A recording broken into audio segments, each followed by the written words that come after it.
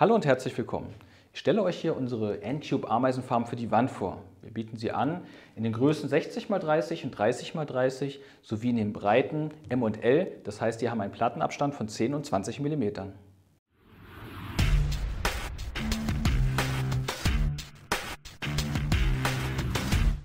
Als Ameisenfarm wird ein Nestbereich für Ameisen bezeichnet, der sich hochkant zwischen zwei parallelen Glasplatten befindet.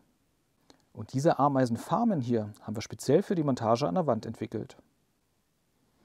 Ein normaler Bilderrahmen oder ein Bilderrahmenhalter kann hier aufgrund des Gewichtes nicht verwendet werden. Deshalb haben wir die gesamte Ameisenfarm mit einer festen Metallumrahmung versehen, die durch mehrere Schrauben fest an der Wand montiert wird.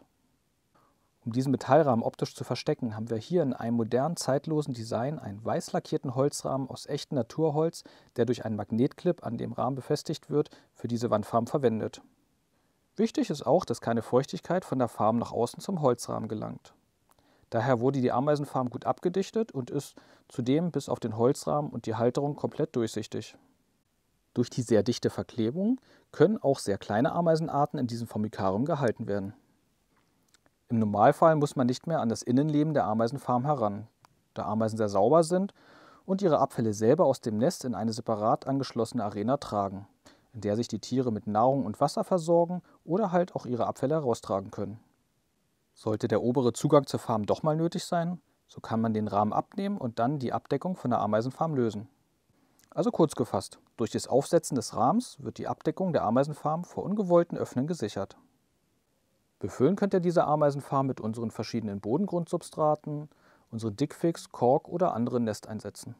Wie diese befüllt werden bzw. diese Nesteinsätze eingeschoben werden, haben wir bereits in anderen Videos von uns gezeigt. Beim Befüllen mit dem Bodensubstrat sollten die unteren 2 cm mit Formicariengranulat und dann ca. 3/4 der Ameisenfarm mit Bodengrund aufgefüllt werden. Die Ameisenfarm sollte nie ganz befüllt werden, da die Tiere noch Platz für den Aushub benötigen. Die Nesteinsätze werden einfach in die Farm eingeschoben. Ein Befüllen mit Granulat ist nicht notwendig. Damit die Nesteinsätze wie zum Beispiel das Korknest oder die Dickfixplatten genau in die Farm passen, haben wir für euch noch passende Führungsschienen beigelegt, die an den Seiten des Nesteinsatzes platziert werden. In den Nesteinsätzen mit fertigen Kammern und Gängen empfehlen wir bei kleineren Kolonien einige Zugänge zu den Kammern mit Bodensubstrat zu verschließen, damit die entfernteren Kammern nicht als Abfallkammer verwendet werden. Die Zugänge der Farm erfolgen über die seitlichen Anschlüsse. Hier kann man je nach Anschlussbuchse die passenden Schläuche anschließen oder eine Seite zur besseren Belüftung, aber auch als Befeuchtungszugang verwenden.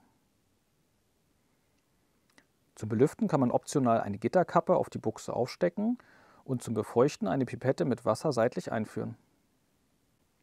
Um den Ameisen in sehr hellen Räumen ein Untertagegefühl zu bieten, kann optional eine rote Folie auf der Farmvorderseite platziert werden. So kann man trotzdem noch gut das Nestleben beobachten. Hier noch ein kleiner Montagehinweis. Wir wissen natürlich nicht, aus welchem Material eure Wand besteht, aber bei der Wahl der Dübel und Schrauben haben wir uns für eine Standardvariante entschieden. Diese sind für normale Steinwände geeignet.